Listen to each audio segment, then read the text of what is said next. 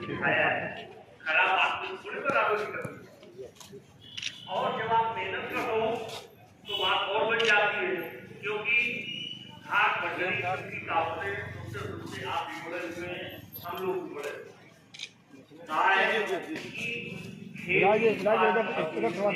Sir खेती बात क्या करते हैं, हमको अपने संबंधित अधिकारियों को कोई दरखास्त देनी, अपना घोड़ा हो चाहे कड़कड़ेगा हो चाहे ओलंपिक घोड़सवार घोड़सवार से घोड़ा आने के बाद चढ़ने के पहले अपने हाथ से और भी अपने हाथ अपनी आलू की क्यारी के हिसाब से इसको भी घटा बढ़ा सकते हैं। अगर आप ऊपर है लंबाई वाली है तो इसकी लंबाई बढ़ जाएगी। ये पूरी अनस्टेबल है, सोलर से ये चार्ज होती है, इसमें बैटरी लगी हुई है। एक बार बैटरी चार्ज करने में 4 घंटे चलेगा।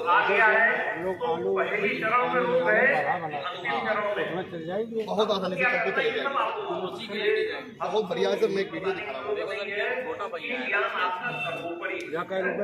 ये सब तो 16,000 रुपये जी सर। इसका एक सर ये देखिए इस तरह से हम बता रहे हैं। हाँ बिल्कुल इस तरह से देखिए, फसल जैसे हाइट बढ़ जाए वैसे इसकी हाइट कम ज़्यादा हो जाएगी। यहाँ देखिए हमको जब मौका मिलता है हम ये अपनी बात अपने अधिकारियों के सामने यहाँ पर इंडस्ट्री आ जाएंगी।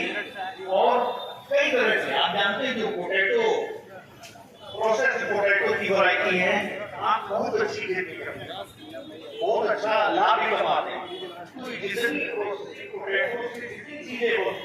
चाहे वो पाउडर हो चाहे फ्रेंच फ्राई हो चाहे चिप्स हो, अनेक प्रजातियां निकालती यही बीज है। ये लाभ आपको तब अचानक बढ़ जाए। इसी से नई वैरायटी निकलती है।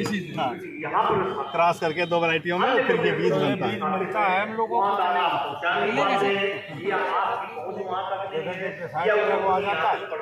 आ जाएगा आलू आपके अलग अलग वैरायटी है। और कोई पसंद आ जाए तो डिलीवरी कहाँ से मिलेगी ये पूछ रहा है।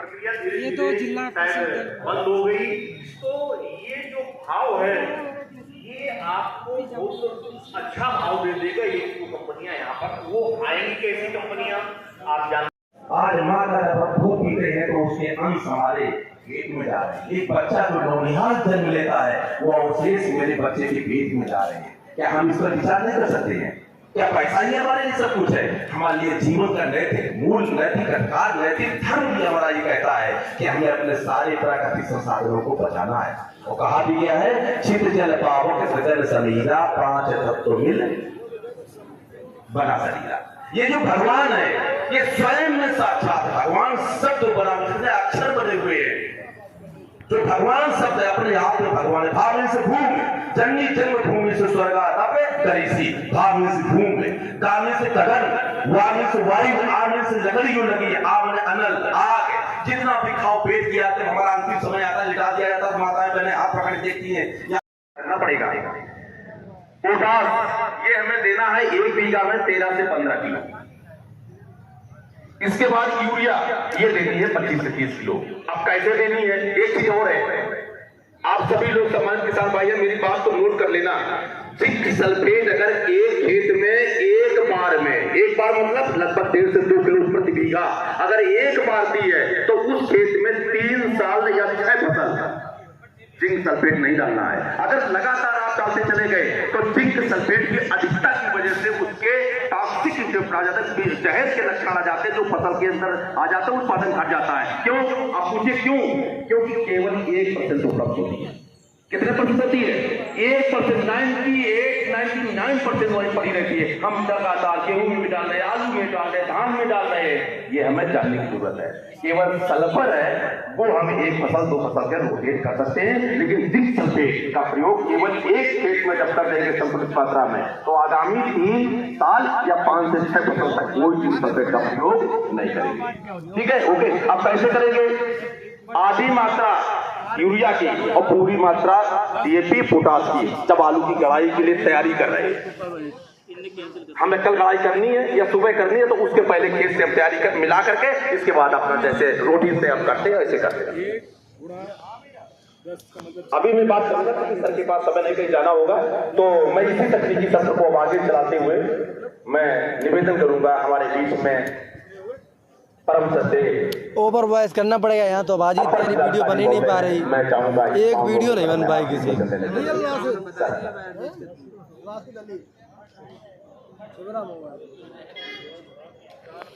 सोच रहे ऐसे ही बना ले और फिर बाद में ओवर वॉइस कर दिए क्योंकि ये तो मने ही नहीं है नहीं और लगे जी ऊपर ही। बहुत बहुत धन्यवाद संचालक महोदय। यहाँ इस प्रदर्शनी में जो आलू गोश्ती जो चल रही है विगत 2 दिन से, उसमें हमारे बीच में उपस्थित माननीय विधायक जी कैलाश राजपूत सर का बहुत बहुत अभिनंदन स्वागत।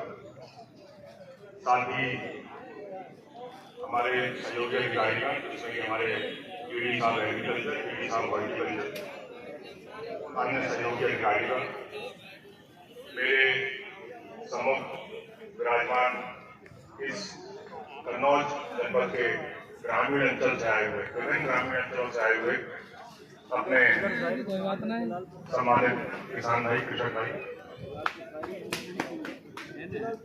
यहाँ पर मैं हमारे बीच में मंच में उपस्थित हो चुके हैं हमारे आदरणीय परम आदरणीय जिलाधिकारी महोदय, उनका भी बहुत बहुत स्वागत। सर का भी ये जो चल रही है गोष्ठी और प्रदर्शनी, इसमें सबसे बड़ी बात तो यह है कि आप लोगों को ढेर सारा धन्यवाद, ढेर सारा साधुवाद कि आप लोग समय निकाल के यहाँ पे आए।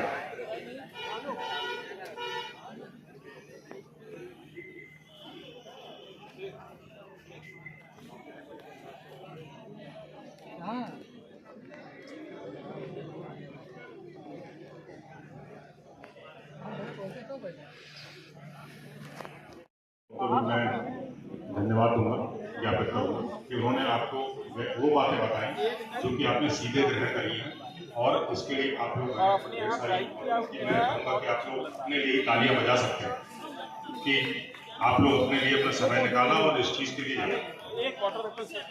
हम ऐसे देश में रहते हैं जो कि कृषि प्रधान देश है। इस पर ये जानने का बहुत ज़्यादा वो है कि हम जो मिट्टी है, जो हमारी मृदा है, उसका हम किस हिसाब से उस पर क्या, जैसा कि वक्ताओं ने बताया कि हम उस पर क्या, कितना इंसेक्टिसाइड, कितना हर्बिसाइड, कितना फंगिसाइड, कितना पेस्टिसाइड, ये जितने भी सरकार कीटनाशक का कितना प्रयोग करना है ताकि उसकी जो स्वयं की उर्वरक क्षमता है, क्योंकि प्रकृति में होती है, नेचर में होती है, उसका जो उर्वरक क्षमता है वो उसकी उसका क्षरण है।